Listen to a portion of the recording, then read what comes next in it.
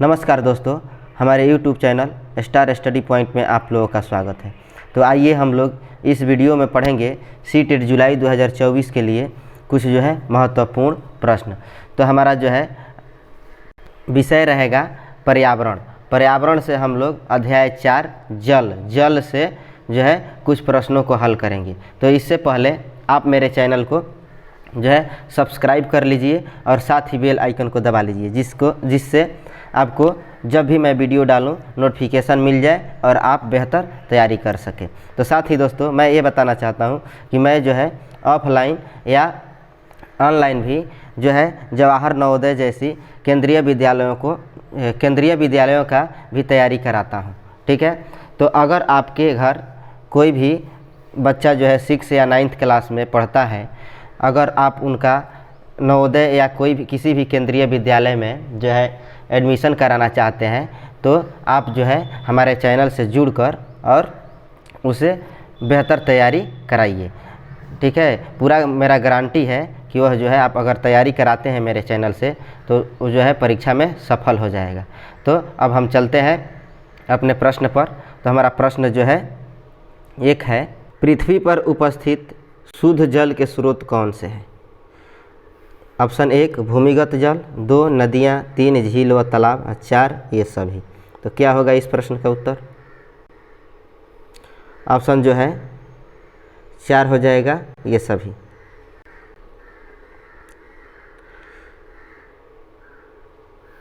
दो नंबर प्रश्न है, पृथ्वी पर कितना भाग जल है? ऑप्शन 1 है 1/3, 2 है 2/3, 3 है 3/4, 4 है आधा। तो क्या होगा इसका उत्तर?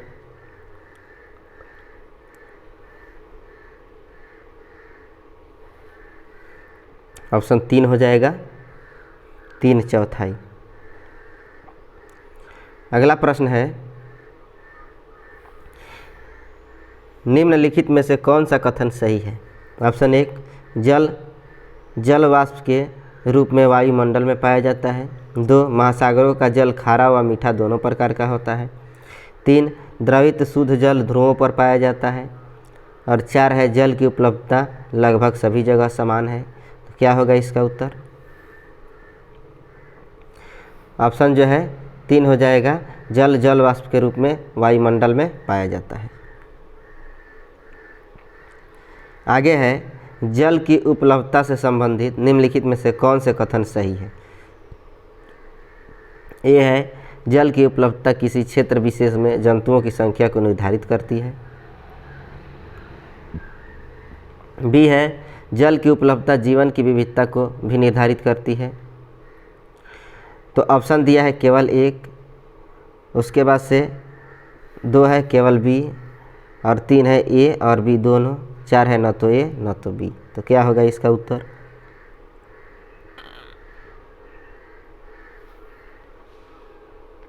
ऑप्शन 3 ए और बी दोनों। अगला प्रश्न है, निम्नलिखित में से कौन से कथन सही है? ए है, मनुष्य के शरीर का लगभग 2/3 भाग जल से बना है। बी है, यह शरीर के तापमान को संतुलित रखता है। सी है, शारीरिक रक्त का 80% भाग जल होता है। ऑप्शन 1 है ए और बी, 2 है ए और सी, 3 है बी और सी, 4 है ए बी और सी। क्या होगा उत्तर? ऑप्शन 4 हो जाएगा, ए बी और सी। अगला प्रश्न है, निम्नलिखित में कौन सा कथन सही है? ऑप्शन 1 जल का सर्वाधिक घनत्व 4 डिग्री सेल्सियस होता है। 2 जल का हिमांक 100 डिग्री सेल्सियस होता है। 3 जल का क्वथनांक 0 डिग्री सेल्सियस होता है। 4 जल का रासायनिक सूत्र H2O होता है।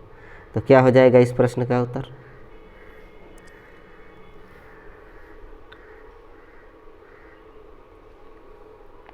ऑप्शन 1 जल का सर्वाधिक घनत्व 4 डिग्री सेल्सियस होता है। अगला प्रश्न है, निम्नलिखित कथनों पर विचार कीजिए।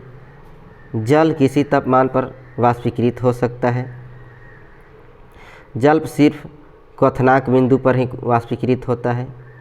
सी है, जल का क्वथनांक बिंदु 100 डिग्री सेल्सियस होता है। उपरोक्त में से कौन से कथन सही है? 1 है ए और बी, 2 है ए और सी, 3 है बी और सी, 4 है ए बी और सी। तो क्या होगा उत्तर इसका? ऑप्शन 2 हो जाएगा ए और सी। प्रश्न 8 है, निम्नलिखित को सुमेलित कीजिए। यहाँ स्रोत दिया है, मात्रा प्रतिशत में दिया है। तो ए है महासागर 97%, बी है बर्फ़ के रूप में 2%, और सी है भूमिगत नदियों तालाबों का व झीलों जो है 1%। तो क्या हो जाएगा इसका उत्तर? तो इसको देखिए मिला ले रहे हैं हम। महासागर इसका चला जाएगा 97%, उसके बाद से बर्फ़ के रूप में 2%, भूमिगत नदी तालाब में जो है आ जाएगा हमारा 3%। तो इस प्रकार हमारा जो है ऑप्शन 1 सही हो जाएगा इस प्रश्न का।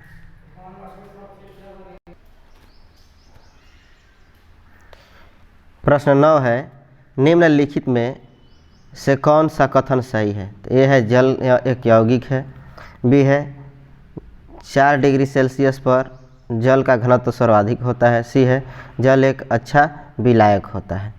ऑप्शन 1 है ए और बी, 2 है ए और सी, 3 है बी और सी, 4 है ए बी और सी। तो क्या होगा इसका उत्तर? ऑप्शन जो है 4 हो जाएगा, ए बी और सी।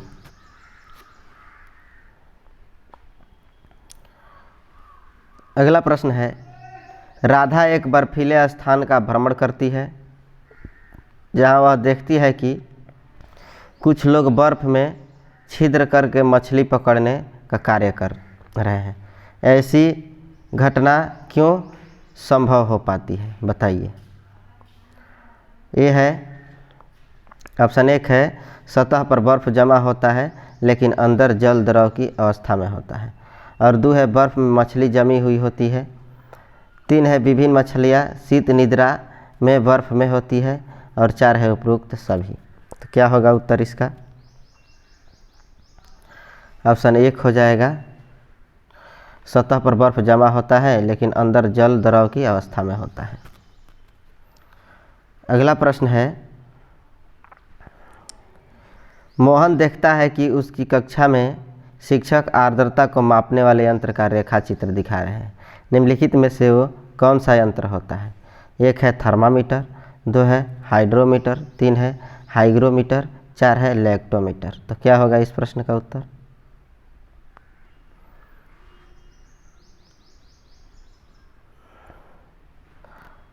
ऑप्शन जो है 3 हो जाएगा, हाइग्रोमीटर। अगला प्रश्न है, निम्नलिखित कथनों में से कौन से कथन सही है? 1 है धरातल पर पाए जाने वाला अधिकांश जल हमारे लिए उपयोगी नहीं है, बी है जल वायुमंडल में भाप व आर्द्रता के रूप में पाया जाता है। ऑप्शन 1 है ए केवल ए, 2 है केवल बी, 3 है ए और बी दोनों, और 4 है न तो ए और न ही बी। तो क्या होगा उत्तर?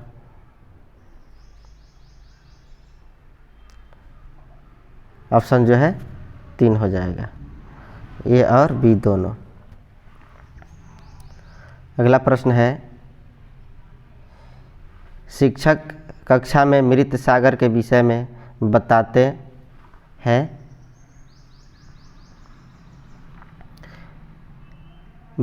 निम्नलिखित में से कौन से कथन मृत सागर के विषय में सही है?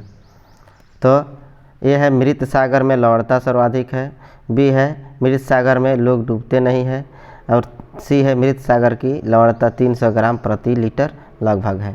ऑप्शन 1 है ए और बी, 2 है ए और सी, 3 है बी और सी, 4 ए बी और सी। क्या होगा इसका उत्तर? ऑप्शन जो है 4 हो जाएगा, ए बी और सी। ठीक है।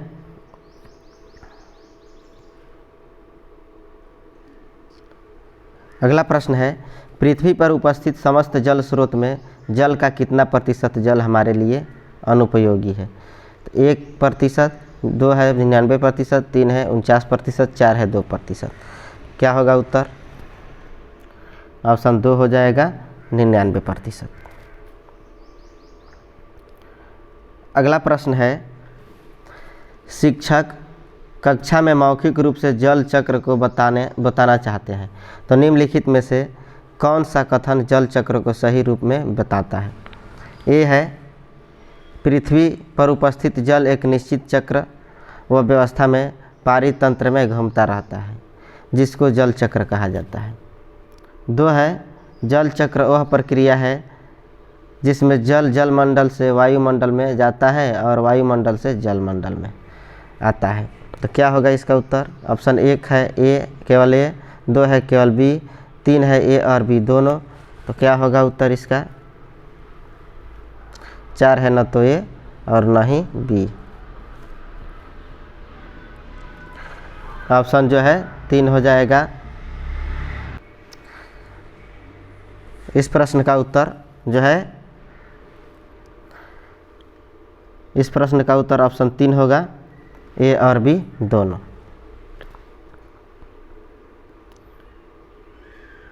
अगला प्रश्न है, निम्नलिखित में से कौन से कारक जल प्रदूषण के लिए उत्तरदायी है?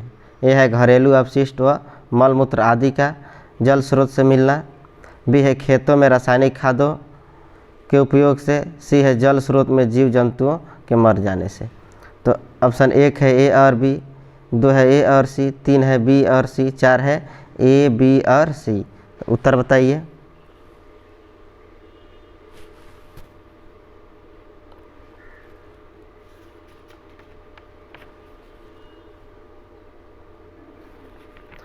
इस प्रश्न का उत्तर हो जाएगा ऑप्शन 4 ए बी और सी। अगला प्रश्न है बीओडी यानी बायोकेमिकल ऑक्सीजन डिमांड द्वारा मापा जाता है। तो 1 है वायु में ऑक्सीजन की मात्रा, 2 है जल में ऑक्सीजन की मात्रा, 3 है नदियों और तालाबों में जल में प्रदूषण और 4 है उपरोक्त सभी। तो क्या होगा उत्तर? ऑप्शन 3 हो जाएगा, नदियों और तालाबों में जल में प्रदूषण। अगला प्रश्न है, निम्नलिखित में से कौन जल प्रदूषण की हानियों में सम्मिलित होता है? ए है बाढ़, 2 है बी है सूखा, सी है हैजा, डी है पीलिया। तो ऑप्शन 1 में ए बी और सी, 2 ए बी और डी, 3 बी सी और डी, 4 ए बी सी और डी। तो क्या होगा उत्तर इसका?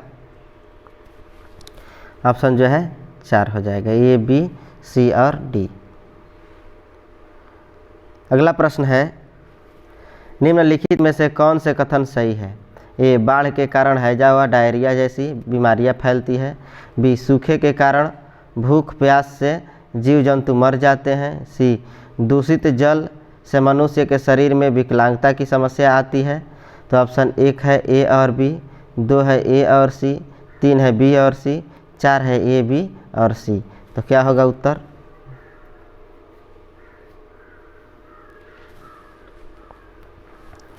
ऑप्शन जो है 4 हो जाएगा, ए बी और सी।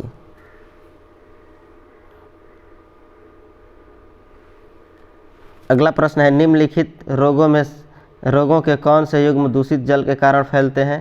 1 है पेचिश मियादी बुखार, मलेरिया, टीबी, 2 है मलेरिया डायरिया हैजा कैंसर, 3 है मलेरिया पेचिश डायरिया हैजा, 4 है टीबी कैंसर मियादी बुखार हैजा। तो उत्तर क्या होगा? ऑप्शन जो है 3 हो जाएगा, मलेरिया पेचिश डायरिया हैजा। अगला प्रश्न है, निम्नलिखित में से कौन से कथन सही है? ए जल में पारे के घुल जाने से मिनी माता रोग होता है, बी जल में कैडमियम के घुल जाने से इटाई रोग होता है। तो ऑप्शन 1 है केवल ए, 2 है केवल बी, 3 है ए और बी दोनों, 4 है न तो ए और न बी। उत्तर क्या होगा? इस प्रश्न का उत्तर हो जाएगा ऑप्शन जो है 3 ए और बी दोनों।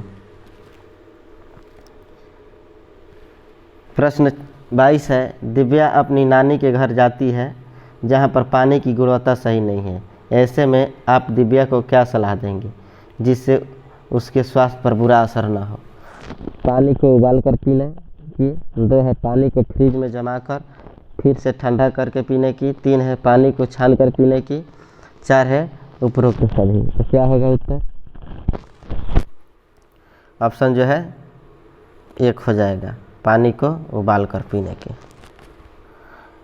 अगला प्रश्न है, दूषित जल में फिटकरी डालने से 1 है जल साफ हो जाता है, 2 है अशुद्धियाँ नीचे बैठ जाती है, 3 बीमारियां दूर हो जाती है, 4 उपरोक्त में से कोई नहीं। तो क्या होगा उत्तर इसका? ऑप्शन 2 हो जाएगा, अशुद्धियाँ नीचे बैठ जाती है। अगला प्रश्न है, निम्न में से कौन सा कथन असत्य है? तो देखिए यहाँ हमें निगेटिव चुनना है। ऑप्शन 1 है जल पर्यावरण का अजैविक घटक है। 2 हमारे लिए सिर्फ 1% जल ही उपयोगी है। 3 है दूषित जल पीने से शारीरिक विकलांगता आ जाती है। 4 है गर्म जल से जल प्रदूषण नहीं होता है। तो क्या हो जाएगा? ऑप्शन 4 हो जाएगा, गर्म जल से जल प्रदूषण नहीं होता है। ठीक है। अगला प्रश्न है, मिनी माता एक प्रदूषण जनित रोग है जो परिणाम है। 1 है समुद्र में बिखरे तेल का। 2 है वायुमंडल में आर्सेनिक जमा होने का। उसके बाद से 3 है औद्योगिक पारा अपशिष्टों को पानी में छोड़ने का। 4 है मनुष्यों के कार्बनिक अपशिष्टों को पीने के पानी में छोड़ने का। क्या होगा उत्तर इसका? ऑप्शन जो है 3 हो जाएगा, औद्योगिक पारा अपशिष्टों को पानी में छोड़ने का। अगला प्रश्न है, मलेरिया नामक बीमारी किस प्रकार के क्षेत्र में अधिक देखी जाती है? 1 है जहां वर्षा की मात्रा अधिक होती है। बी है जहां वातावरण में आर्द्रता अधिक हो। सी है जहां जल एकत्र होने की समस्या हो। 1 है ए और बी। 2 है ए और सी। 3 है बी और सी। 4 है ए बी और सी। तो क्या होगा उत्तर इसका? ऑप्शन जो है 4 हो जाएगा, ए बी और सी।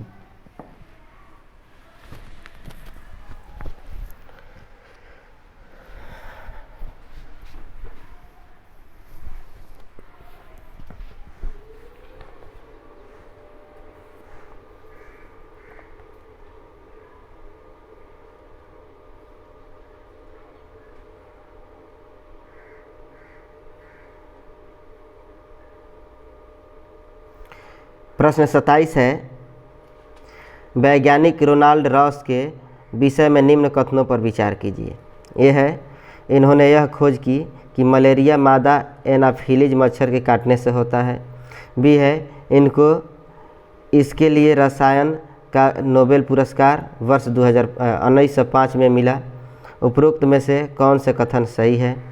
ऑप्शन 1 में केवल ए, 2 में केवल बी, 3 में ए और बी दोनों, 4 में न तो ए और न ही बी। तो क्या होगा उत्तर इस प्रश्न का? ऑप्शन जो है 1 हो जाएगा, केवल ए। अगला प्रश्न है, कक्षा में शिक्षक मलेरिया से रोकथाम के उपाय बताता है, जिसमें वह बताता है कि सबके मूल में मच्छर है। ऐसे में मच्छरों से होने वाले रोगों की रोकथाम के लिए क्या उपाय बेहतर होगा, बताइए।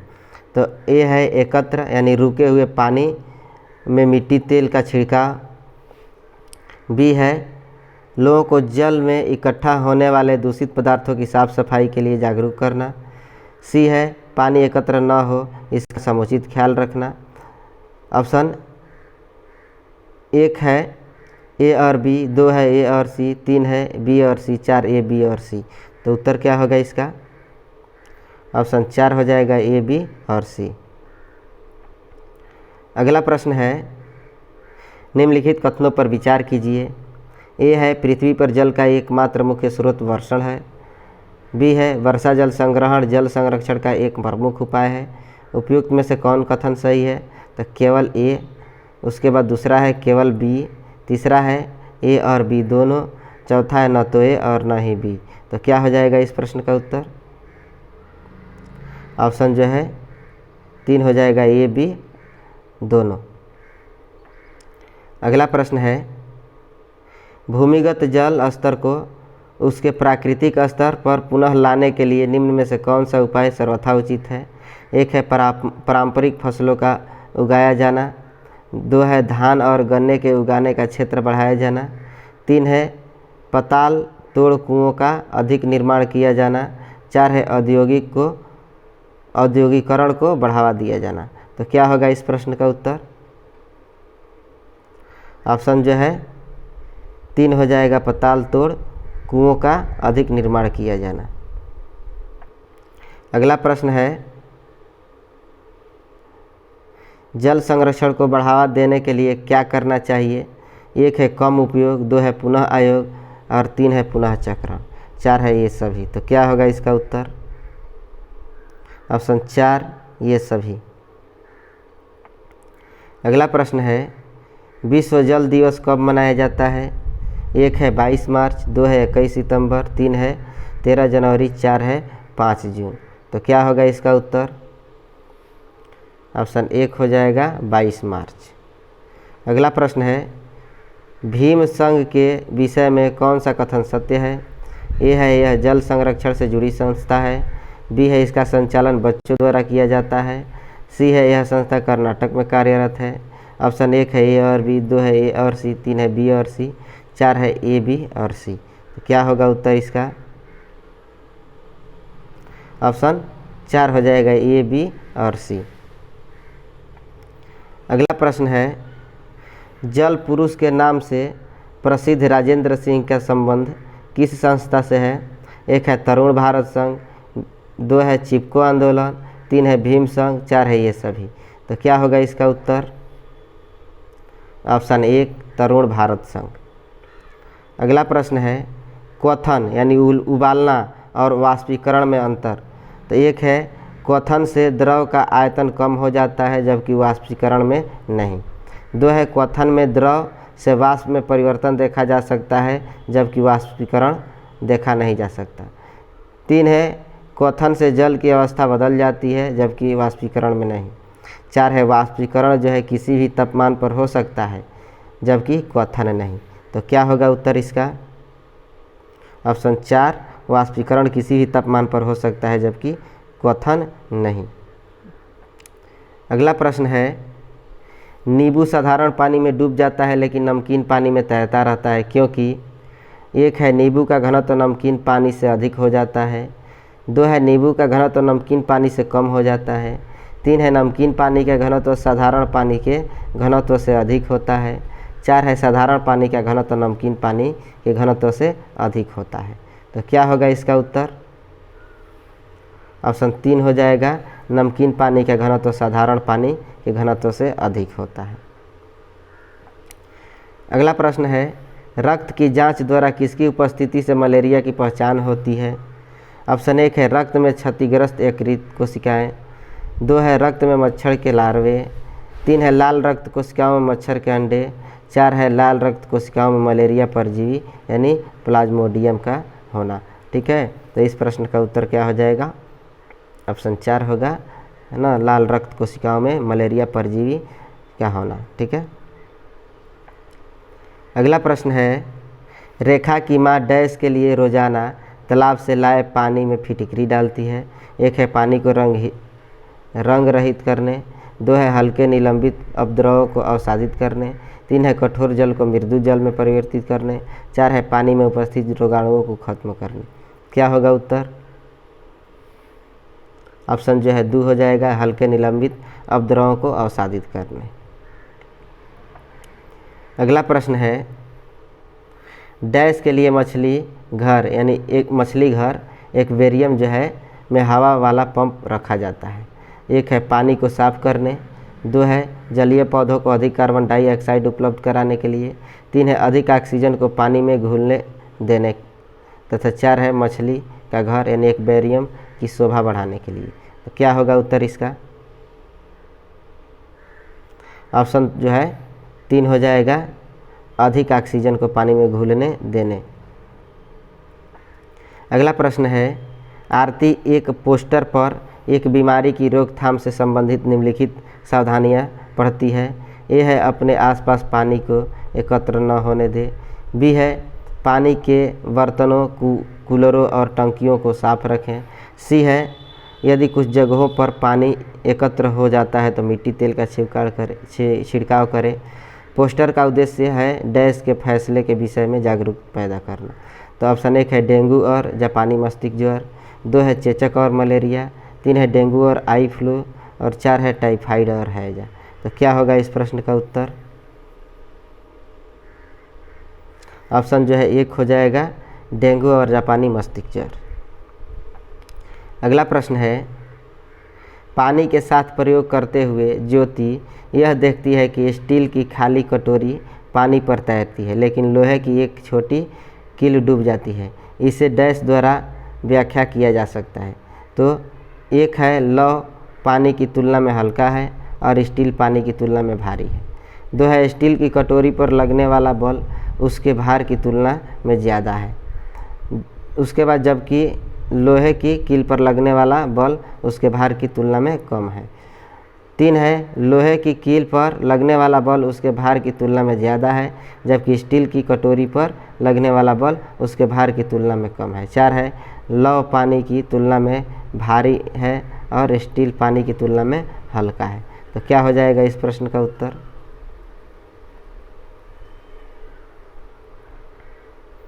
ऑप्शन जो है 2 हो जाएगा।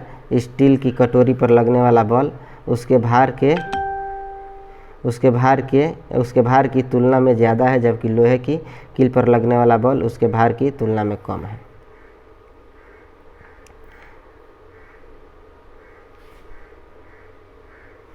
अगला प्रश्न है, जब एक मछली को पहले से उबले लेकिन कमरे के तापमान पर ठंडे किए गए पानी से भरे एक बेरियम में डाला जाता है तो वह मर जाती है। ऐसा इसलिए होता है क्योंकि मछली घर यानी एक बेरियम का पानी, एक है मछली के तैरने के योग्य नहीं है, 2 ऑक्सीजन रहित है, 3 मछली द्वारा पीने के योग्य नहीं है, 4 खनिज रहित है।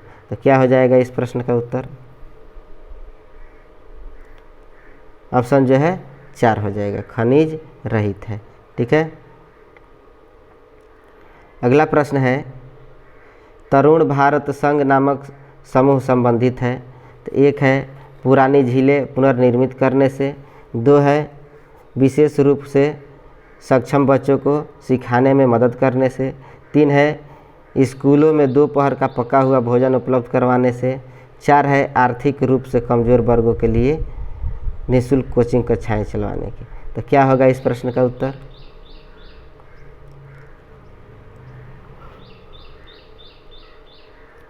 एक हो जाएगा, पुराने झीलें पुनर्निर्मित करने की। अगला प्रश्न है, निम्नलिखित में से रोगों का वह समूह चुनिए जो मच्छरों से फैलता है। एक है, डेंगू मलेरिया चिकनगुनिया। 2 है, मलेरिया हैजा मियादी बुखार। 3 है, मलेरिया डेंगू हैजा। 4 है, मलेरिया चिकनगुनिया मियादी बुखार। क्या होगा इस प्रश्न का उत्तर? ऑप्शन जो है 1 हो जाएगा, डेंगू मलेरिया चिकनगुनिया। अगला प्रश्न है, उस वैज्ञानिक का क्या नाम है जिसने सर्वप्रथम मच्छर के पेट में के अंदर ताक झांकी और यह सिद्ध किया कि मलेरिया मच्छर से फैलता है तथा इस अनुसंधान के लिए दिसंबर 1902 में चिकित्सा के क्षेत्र में नोबेल पुरस्कार मिला? ऑप्शन 1 है, रोनाल्ड रॉस। 2 है, चार्ल्स डार्विन। 3 है, ग्रेसर मेंटल और 4 है, जॉर्ज मिस्ट्रल। तो क्या होगा उत्तर इसका? ऑप्शन जो है 1 हो जाएगा, रोनाल्ड रॉस। अगला प्रश्न है,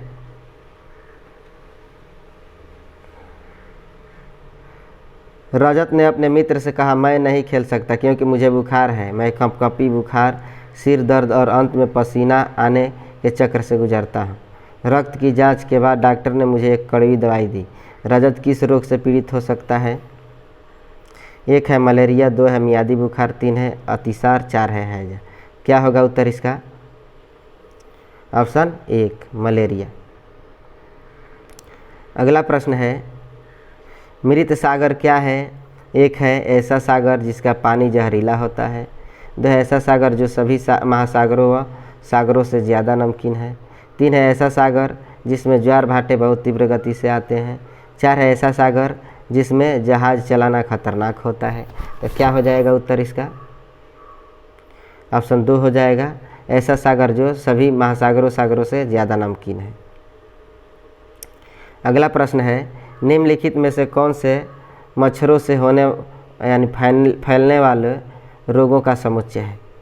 1 है, चिकनगुनिया हैजा मियादी बुखार। 2 है, चिकनगुनिया मलेरिया मियादी बुखार। 3 है, हैजा डेंगू मलेरिया। 4 है, चिकनगुनिया डेंगू मलेरिया। तो क्या होगा इसका उत्तर? ऑप्शन जो है 4 हो जाएगा चिकनगुनिया, डेंगू, मलेरिया। अगला प्रश्न है निम्नलिखित में से कौन सी बीमारी रुके या एकत्र हुए पानी से हो सकती है? 1 है मलेरिया, 2 है पोलियो, 3 है निमोनिया, 4 है चेचक। तो क्या होगा उत्तर इसका? Option 1 malaria. अगला प्रश्न है रेणु की दादी उसे एक सूखा कुआं दिखाते हुए बताती है कि 15-20 वर्ष पहले कुएं में पानी था, लेकिन अब यह पूर्णतः सूख गया है। कुएं में पानी सूखने का क्या कारण हो सकता है? ते है पेड़ों, कुएं तथा उनके आसपास के स्थान की मिट्टी को अब सीमेंट से ढक दिया गया है। बी है आसपास के इलाके में बहुत सारे बोरिंग पंप लग गए। सी है प्रत्येक व्यक्ति के घर में अब नल होने के कारण कोई भी कुएं का प्रयोग नहीं करता है। तो ऑप्शन 1 है केवल ए, बी है केवल ए और बी, और 3 है केवल सी, 4 है केवल ए। तो क्या होगा इस प्रश्न का उत्तर?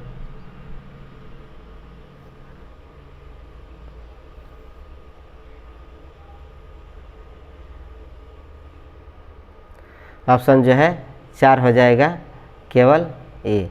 ठीक है।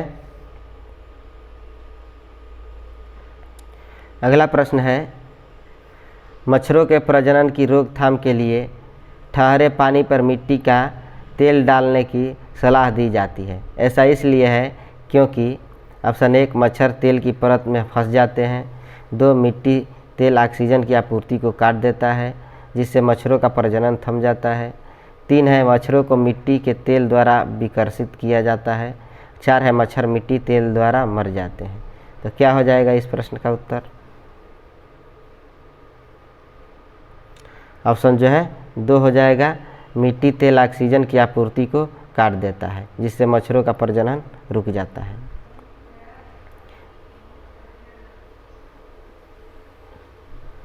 अगला प्रश्न है सीढ़ीदार कुएं अथवा बावली से संबंधित निम्नलिखित कुछ कथन दिए गए हैं। यह है वे जल भंडारण तथा संरक्षण की पारंपरिक व्यवस्था थी। भी है सामुदायिक स्रोत के रूप में उनका प्रयोग होता था। सी है उनका निर्माण मुख्यतः वर्षा रहित राज्यों में होता था। डी है उनमें केवल संदूषित जल होता था। उपरोक्त में से कौन से कथन सही है? तो केवल बी, 2 है केवल ए, और 3 है ए, बी और सी, 4 है ए और बी। तो क्या होगा उत्तर इसका? ऑप्शन जो है 3 हो जाएगा, ए, बी और सी। अगला प्रश्न है वाष्पीकरण विषय पर बच्चों की विविध सोच का आकलन करने के लिए निम्नलिखित में से कौन सा प्रश्न एक नमूना हो सकता है? 1 है जल चक्र के 5 लाभ लिखिए। 2 है क्या होता यदि जल चक्र होता ही नहीं। 3 है जल चक्र के क्रम में सोपानों की सूची बनाइए। 4 है जल चक्र का आरेख बनाइए और उसे नामित कीजिए। तो क्या होगा उत्तर इसका? ऑप्शन 4 हो जाएगा, जल चक्र का आरेख बनाइए और उसे नामित कीजिए। तो चलिए दोस्तों, इस वीडियो का हमारा ये अंतिम प्रश्न था। फिर जो है इसी प्रकार का प्रश्न हम लेकर अगले वीडियो में मिलेंगे। ठीक है, तब तक के लिए धन्यवाद।